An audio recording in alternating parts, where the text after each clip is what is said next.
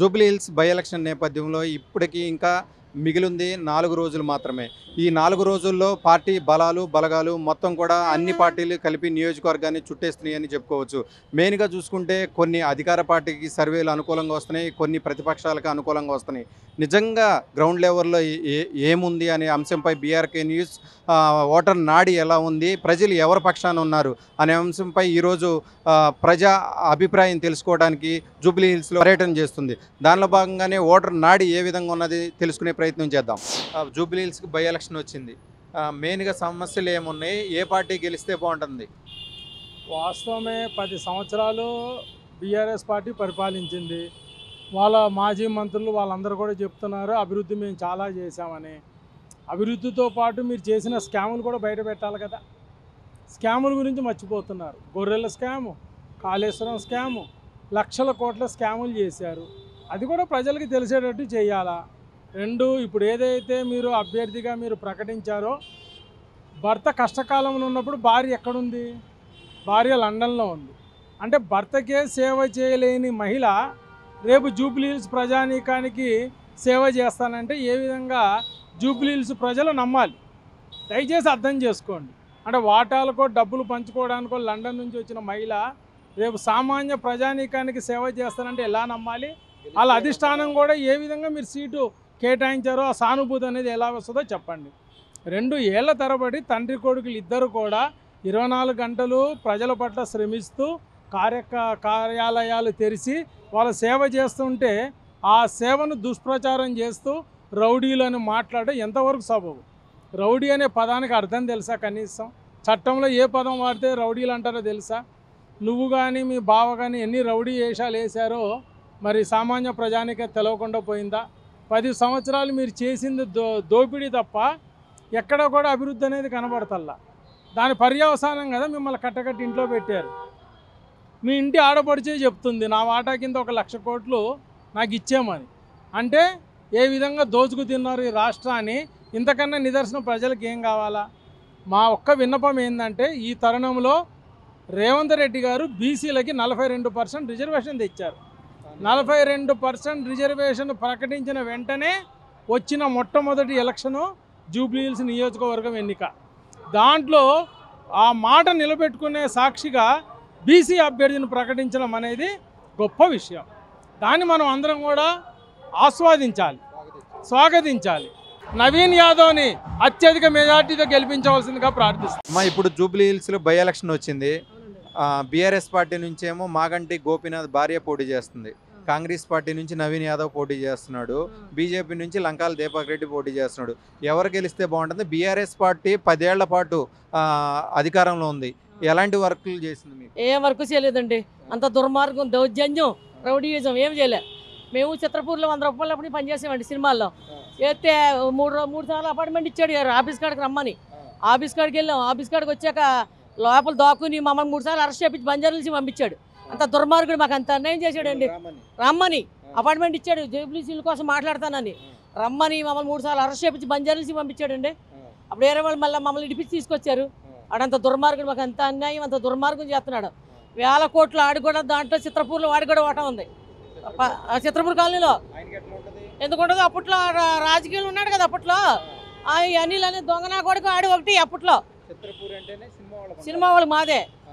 అలాంటి junior artist KTR, అతను కూడా ఇల్లు ఉన్నాయి, కొంత డబ్బు తీసుకున్నాడు. అనిల్ అనే కూడా అక్కడ డబ్బు ఇచ్చాడు. అంతా మేము గల్లీ నుంచి ఢిల్లీకి తీసుకెళ్ళబోతున్నాం. ఈ కేటీఆర్ గారిని అరెస్ట్ అయింది, మేము వదలం.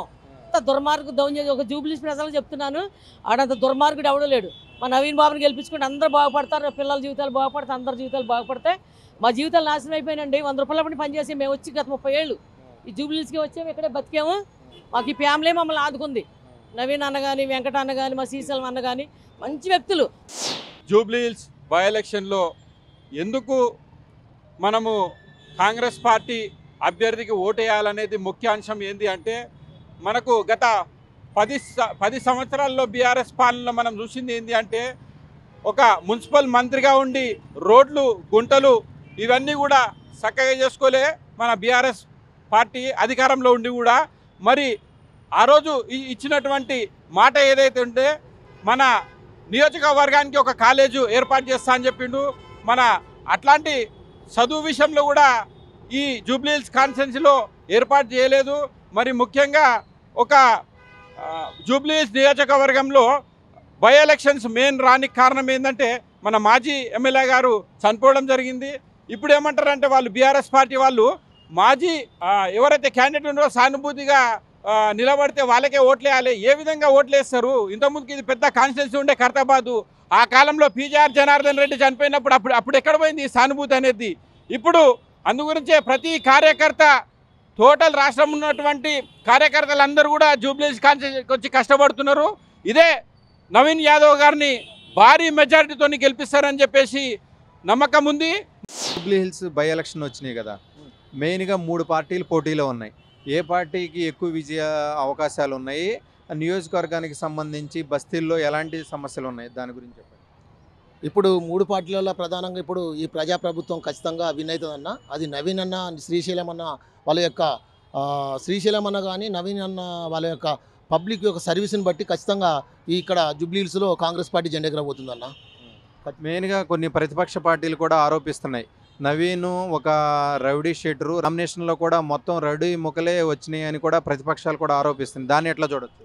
ఇది విచిత్రం అన్న. ఒకటి రాజకీయంగా ఎవరిని అనుకోవాలి కానీ రౌడీ అనుడు కరెక్ట్ కాదు. మా ఆలోచన ఏంటంటే నిన్న మొన్న కూడా మేము చూస్తున్నాము, ఇప్పుడు ఇండస్ట్రీల తరఫున వాళ్ళు ఉపాధి లేక చాలామంది ఇక్కడ ఉపాధి కోసం వచ్చిన వాళ్ళు ఇండస్ట్రీలా జుంపాలు పెంచుకుంటారు, పోగులు పెట్టుకుంటారు, అన్నీ చేసుకుంటారు. వాళ్ళని రౌడీ అంటుండ్రు, వీళ్ళను ప్రజాసేవకులను వీళ్ళని రౌడీ అంటున్నారు. నిజము ఎట్లా అంటే ఒక ఆడతల్లకు మొన్న రీసెంట్గా 3000 మందికి చాలా మందికి ఒక అన్న శ్రీమంతం చేసి ఎన్నో విధాలు ఒక మేనమామ లెక్క ఒక మేనమామ వ్యవహారంగా ఎంతోమంది తల్లులకు శ్రీమంతం చేసిన వ్యక్తి, ఎంతోమంది చదువుకున్న విద్యార్థులకు సాయం చేసిన వ్యక్తులు. ఒకవేళ నిజంగానే రౌడీ అనుకుందాం, ఆ రకంగా చేసినట్టయితే రౌడీ అనుకుంటే రౌడే కాదంటలేం. నేనేమంటానంటే రియల్గా కడప పోయి జూబ్లీహిల్స్ ప్రజలను తెలుసుకుంటే రౌడీ ఎవరు, రౌడీయా ప్రజాపాలకుడా ఇది చేసేదని జనం ఈజీగా చెప్పగలుగుతారన్న. నవీన్ యాదవ్కి సపోర్ట్ చేయడానికి మెయిన్ రీజన్ ఏంటి సార్? ముఖ్యంగా లయన్స్ క్లబ్ తరఫున, అదేవిధంగా డాక్టర్స్ అసోసియేషన్ తరఫున నవీన్ యాదవ్కు సపోర్ట్ చేయడానికి ముఖ్య కారణము గత 20 సంవత్సరాలుగా నవీన్ యాదవ్ మాకు పరిచయము. మేము డాక్టర్స్ బృందం ఎప్పుడు ఇక్కడ ఫ్రీ ఐ క్యాంపులు కానీ హెల్త్ క్యాంప్స్ కానీ పెట్టినప్పుడు ముందుండి ఆర్థిక సహాయం, అదేవిధంగా ప్రజలను మొబిలైజ్ చేయడంలో చాలా సహకరించడం జరిగింది.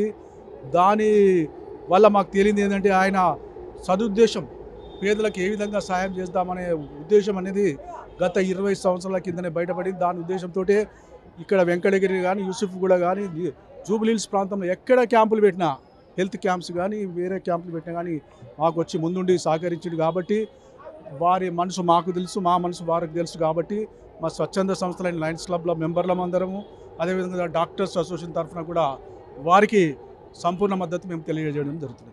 కొన్ని ప్రతిపక్ష పార్టీలు కూడా రౌడీకి ఎలా సపోర్ట్ చేస్తారు అనే వాళ్ళకి మీరు ఎలాంటి సమాధానం? ఈ రౌడీ అనేది కొత్త పదం. ఇప్పుడు ఎలక్షన్లో మన నవీన్ యాదవ్ గారు ఎప్పుడైతే నామినేషన్ వేయడం జరిగిందో అప్పటి నుంచి పదం వినబడుతుంది. అది ఎంత మాత్రం నిజం కాదు. నవీన్ కుమార్ యాదవ్ విద్యాధికుడు, సౌమ్యుడు, ప్రజలకు ఎల్లవేళలా అందుబాటులో ఉండే వ్యక్తి. ఆయనకి ఇచ్చే గుణం ఉంది కానీ తీసుకునే గుణం లేదు. అటువంటి వ్యక్తిని ఈ విధంగా రౌడీ షీటర్ అని ముద్ర వేయడం ఎంతైనా భావ్యం కాదు. అది ప్రతిపక్షాలకు తగదని ఈ సందర్భంగా నేను తెలియజేస్తున్నాను. మీకు బై ఎలక్షన్ వచ్చింది, ముగ్గురు మెయిన్గా పోటీ చేస్తున్నారు, బీజేపీ, బీఆర్ఎస్, కాంగ్రెస్ పార్టీ నుంచి నవీన్ యాదవ్ పోటీ చేస్తున్నాడు, బీఆర్ఎస్ నుంచి మాగంటి సునీత పోటీ చేస్తుంది, బీజేపీ నుంచి లంకాల దీపక్ రెడ్డి పోటీ చేస్తున్నాడు. మెయిన్గా బస్తీలు కానీ కాలనీలు కానీ ఎలాంటి సమస్యలు ఉన్నాయి? నవీన్ యాదవ్ కానీ బీఆర్ఎస్ పార్టీకి కానీ బీజేపీకి కానీ ఎందుకు ఓటేయాలంటే? ఇప్పుడు ఇక్కడ జూబ్లీహిల్స్లో బై ఎలక్షన్ వచ్చింది. మా కాంగ్రెస్ పార్టీ క్యాండిడేట్ నవీన్ యాదవ్కు ఇచ్చారు టికెట్. ఇతను చాలా మంచివాడు, అందరికి తీసుకొని కలిసి మెలిసి పనిచేస్తాడు, ఏదైనా కానీ సహాయం చేస్తాడు. కానీ లేని పోని ఆరోపణలు బీఆర్ఎస్ఏ బీజేపీ వాళ్ళు చేస్తున్నారు. ప్రజలకు నేను మనస్ఫూర్తిగా చెప్తున్నాను, ఇలాంటి గొడవలకు మీరు సమాధానం ఇవ్వకుండా 11వ తారీఖుకి చేతి గుర్తుకే ఓటేయాలి. నవీన్ యాదవ్ను బ్రహ్మాండంగా మెజారిటీతో గెలిపించాలి. మీ ప్రతిపక్షాలు ఏవైతే ఉన్నాయో మీ అభ్యర్థి కాంగ్రెస్ అభ్యర్థి ఎవరైతే ఉన్నారు నవీన్ యాదవ్ ఒక రౌడీ అలాంటి వ్యక్తికి మీరు ఓటేశారంటే ఆగం ఆగం అయిపోతారని బీఆర్ఎస్ పార్టీ వాళ్ళు బీజేపీ వాళ్ళు విమర్శిస్తారు. దాన్ని ఎట్లా? యాక్చువల్లీ వాళ్ళకి ఇప్పుడు ఏం కనిపించడం లేదు, ఏమి అర్థం కావడం లేదు. ఉదాహరణకు బీజేపీ పార్టీ కానీ మరియు బీఆర్ఎస్ పార్టీ కానీ లేనిపోని ఆరోపణలు మా క్యాండిడేట్ మీద చేస్తున్నారు. అది వాస్తవానికి అన్ని అబద్ధమే, ఏం లేదు. మీరు బంపర్ మెజార్టీతో ఇతనికి గెలిపించండి. ఇప్పుడు బై ఎలక్షన్స్ వచ్చినాయి. బీఆర్ఎస్ పార్టీ నుంచి ఏమో సునీత గారు పోటీ చేస్తున్నారు, బీజేపీ నుంచి లంకాల దీపక్ రెడ్డి, కాంగ్రెస్ పార్టీ నుంచి నవీన్ యాదవ్. మెయిన్గా ఎవరు గెలవాలనుకుంటున్నారు? బస్తీలో ఎలాంటి సమస్యలు ఉన్నాయి? నవీన్ యాదవ్ను ఒక రౌడీగా ముద్రేస్తున్న ప్రతిపక్షాలు ఏవైతే ఉన్నాయో దాని గురించి ఏమంటారు?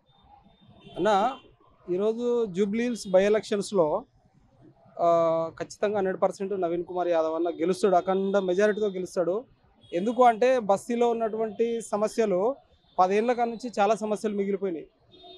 ఏ బీఆర్ఎస్ ఎమ్మెల్యే కూడా అవి తీర్చలేదు. ఈ బస్తీలో ఈ జూబ్లీహిల్స్ నియోజకవర్గంలో అడుగడుగున నవీన్ కుమార్ యాదవ్ అన్న చేస్తున్న సర్వీసులు ఉన్నాయి. ఇప్పుడు కావాలని వీళ్ళు బీఆర్ఎస్ వాళ్ళకు వేరే ఎజెండా లేదు, అభివృద్ధి చేసింది లేదు. కాబట్టి వాళ్ళు విష ప్రచారాలతోని వాళ్ళు ప్రజల్లో ఉండాలి. ఇప్పుడు మనకు మంచి పేరు ఉన్నప్పుడు కాంగ్రెస్ పార్టీకి మంచి పేరు ఉంది, నవీన్ కుమార్ యాదవ్ అన్నలకు మంచి పేరు ఉంది. కాబట్టి వీళ్ళ మీద ఏ రకంగానైతే విష ప్రచారం చేస్తే మా వైపు ప్రజలు చూస్తారనే ఒక కోణంతో నవీన్ కుమార్ యాదవ్ అన్నను ఇలా రౌడీ అని, రౌడీ షీటర్లు అంటే ఎంతమందిని మర్డర్ చేసిండు రౌడీ షీటర్గా ఉంటే నవీన్ కుమార్ యాదవ్ అన్న. ఇలా ప్రతి బస్తీలో ఉన్న ప్రతి పేదవాడి సమస్య తీర్చడం కోసం నవీన్ కుమార్ యాదవ్ అన్న ప్రతి ఒక్కరికి సమయంతో సందర్భంతో ఇది లేకుండా నవీన్ కుమార్ యాదవ్ అన్న వాళ్ళకు స్పందిస్తూ ఉంటాడు. కాబట్టి ఆ అఖండ మెజారిటీ వస్తుంది. నవీన్ కుమార్ అన్నకు ఉన్నటువంటి ఆదరణ చూసి, పబ్లిక్లో ఉన్న ఆదరణ చూసి ఇలా ఓర్వలేక ఏదో దుష్ప్రచారం చేసి ఓట్లను డైవర్ట్ చేసే ప్రయత్నమే తప్ప వాళ్ళ దగ్గర ఫస్ట్ పోయి ఓట్లు అడగడానికి వాళ్ళు చేసిన అభివృద్ధి లేదండి. దానికోసమే వాళ్ళు విష ప్రచారం చేస్తున్నారు అంతే తప్ప వాళ్ళ దగ్గర ఒక కంటెంట్ లేదు, ఒక ఎజెండా లేదు. నవీన్ కుమార్ యాదవ్ అన్న మీద గెలిచేంత దమ్ము కూడా లేదు వాళ్ళకు. మేడం, జూబ్లీహిల్స్ బై ఎలక్షన్ వచ్చింది, ఎమ్మెల్యే మాగంటి గోపీనాథ్ చనిపోయాడు. ఇప్పుడు నియోజకవర్గానికి సంబంధించి మెయిన్గా ఎలాంటి సమస్యలు ఉన్నాయి? ఏ పార్టీ గెలిస్తే బాగుంటుంది? ఖచ్చితంగా కాంగ్రెస్ పార్టీనే గెలుస్తుంది, నవీన్ అన్ననే గెలుస్తారు. దీంట్లో మాత్రం ఎటువంటి సందేహం అనేది లేదు. మెయిన్గా ప్రతిపక్షాలు ఏవైతే ఆరోపిస్తున్నావో రౌడీ షీటర్ కొడుక్కి ఎమ్మెల్యే టికెట్ ఇచ్చినాయి అని చెప్పి ప్రతిపక్షాలు ఆరోపిస్తున్నాయి. దాన్ని ఎట్లా చూడండి? రౌడీ అంటే ఏ విషయంలో రౌడీతోనే అన్నారు? దౌర్జన్యాలు చేశారా, రాక్షసత్వంగా బిహేవ్ చేసిండ్రా?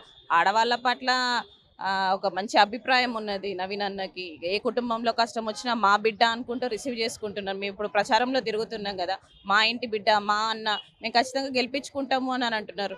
అంత రౌడీ అయితే మొన్న శ్రీమంతం చేశారు, ఆ కార్యక్రమం ఎందుకు నిర్వహించారు? ఆడవాళ్ళ పట్ల అభిమానం ఉంది, గౌరవం ఉంది. మహిళలంటే కూడా ఇవాళ కాంగ్రెస్ ప్రభుత్వం ఒక పెద్ద ఎత్తున వీళ్ళను ఒక గౌరవంగా, అంటే అసలు మహిళలే మహారాణులు అన్న ధోరణిలో తీసుకెళ్తున్నారు మమ్మల్ని అందరినీ కూడా. మాకు ఇవాళ ఇంత ధైర్యంగా మేము ముందుకు వచ్చి మాట్లాడగలుగుతున్నాం అంటే కూడా కాంగ్రెస్ ప్రభుత్వం మాకు ఇచ్చిన ఒక ధైర్యం అది. అందులో నుండి పుట్టుకొచ్చిన వ్యక్తే మా బీసీ బిడ్డ నవీన్ అన్న. ఆయన రౌడీ ఎలా అవుతాడు? ఇప్పుడు కాంగ్రెస్ పార్టీకి అసలు ఓటు ఎందుకు వేయాలి? కాంగ్రెస్ పార్టీకి ఓటు ఎందుకు వేయాలంటే కాంగ్రెస్ పార్టీకే వేయాలి. ఇప్పుడు మనకి ఏ అభివృద్ధి జరుగుతుంది, ఏ ప్రభుత్వం అధికారంలోకి వస్తే అభివృద్ధి జరుగుతుంది అంటే కాంగ్రెస్ ప్రభుత్వం వస్తే అది జరుగుతుంది. ఫ్రీ బస్సే కానీ, లేకపోతే ఇప్పుడు గ్యాస్ సిలిండర్ది కానీ, ఉచితంగా కరెంటుది కానీ, ప్రతి ఒక్కటండి. ఇప్పుడు చాలా రకాలుగా ఇప్పుడు సన్నబియ్యం అని ఏర్పాటు చేశారు, మహిళలకు కూడా అన్ని రకాల క్యాంటీన్లు ఏర్పాటు చేస్తున్నారు. ఇలా చెప్పుకుంటూ పోతే కూడా చాలా ఉన్నాయి మహిళల పట్ల కూడా. మహిళలను మహారాణులు చేయాలన్న ధోరణిలోతోటి ప్రభుత్వం ముందుకు వచ్చింది. అదే ధోరణితోటి మేము కూడా అన్ని రంగాలుగా ఎదగాలి అనుకుంటున్నాం. కాంగ్రెస్ ప్రభుత్వానికి సపోర్ట్ చేయాలనుకుంటున్నాం. మేము ఖచ్చితంగా నవీన్ యాదవ్ గెలుస్తాడు, మేము గెలిపించుకుంటాం కూడా, భారీ మెజారిటీతో గెలిపించుకుంటాం మేము. అన్న, జూబ్లీహిల్స్లో బై ఎలక్షన్ వచ్చింది కదా, ఎమ్మెల్యే చనిపోయాడు. ఏ పార్టీ గెలిస్తే బాగుంటుంది? ఏంటి మెయిన్గా నియోజకవర్గానికి సంబంధించి ఎలాంటి సమస్యలు ఉన్నాయి అన్న? ఇక్కడ 10 ఏళ్ళుగా ఇప్పుడు బీఆర్ఎస్ పార్టీ అధికారంలో ఉన్నది, కానీ చాలా రకాలైన సమస్యలు పెండింగ్లో ఉన్నాయి. బస్తీ వాసులు ఎంతటి ఘోరమైనటువంటి చెత్త కానీ, ఇక్కడ సంబంధించిన ఇప్పుడు వాళ్ళకు సంబంధించిన సంక్షేమ కార్యక్రమాల చాలా రకాలైనటువంటి ఇల్లు లేక, కరెంటు బిల్లుతో ఇబ్బంది పడుకుంటా వాళ్ళ యొక్క స్థితిగతులు చూస్తుంటే అసలు ఒక 5 ఏళ్ళు అంతకుముందు గోపీనాథ్ 10 ఏళ్ళు అధికారంలో ఉన్నప్పుడు మొత్తం 15 ఏళ్ళు పరిపాలించారు, కానీ ఎక్కడ సమస్యలు అక్కడనే ఉన్నాయి. ప్రజలు ఈసారి మార్పు కోరుకుంటున్నారు. నవీన్ యాదవ్ అన్నను బీసీ బిడ్డను భారీ మెజారిటీతో గెలిపించుకుందాం అని చెప్పేసి ప్రజలు ఆల్రెడీ డిసైడ్ అయ్యారు అన్న. బీఆర్ఎస్ ఎమ్మెల్యే క్యాండిడేట్ అసలు తెలుసా ఆవిడ ఎవరో? ఇక అసలు అది వాళ్ళకే తెలుసో లేదో ఇక నాకు అర్థమైతే లేదు. బీఆర్ఎస్ వాళ్ళకే తెలుసో లేదో అనేది నాకు కూడా కొద్దిగా అనుమానం వస్తుంది. ఎందుకంటే ఆమె ఇంతవరకు ఆమె ముఖము వాళ్ళు కూడా చూడలేదు. ఇక అటువంటిది ఇప్పుడు అసలు ఏదో కొద్దిగా సెంటిమెంట్తోనే ఏదో ఇది చేద్దామని చెప్పేసి వాళ్ళు ఆమెను దించిర్రు. పాపం ఏం చేస్తామన్నా, ఇక రాజకీయాలు ఇవాళ రేపు అంత ఘోరం అయిపోయినాయి. ప్రజల్ని ఇంకా ఎన్ని రోజులు ఇట్లా మోసాలు చేసుకుంటా వాళ్ళ సొంతగా వాళ్ళ ప్రయోజనాల గురించి, వాళ్ళ యొక్క ఆస్తులు కూడగొట్టుకోవడం గురించి, వాళ్ళ యొక్క కుటుంబాలు వాళ్ళు బాగుపడడం గురించే తప్ప మధ్యవర్తి బడుగు బలహీన పేద వర్గాల గురించి ఆలోచించే వాళ్ళు తక్కువ ఉన్నారు.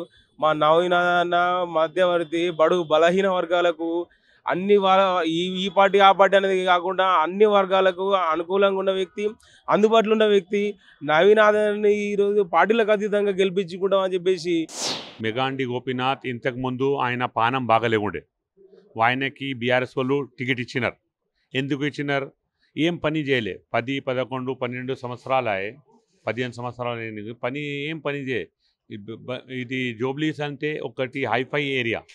అందులో ఇప్పుడు మొత్తం ఇక్కడ తిరుగుతే ఎర్రగడ్డ, రేమత్ నగర్ మొత్తం స్థలం ఏరియా లేకనే మొత్తం మోరిల్ మొత్తం షానా దోమల్, అది street light problem, Shana problem, మళ్ళా మా ఖబరస్థాన్ ప్రాబ్లం, మొత్తం ఏం చేయలే ఆయన పని.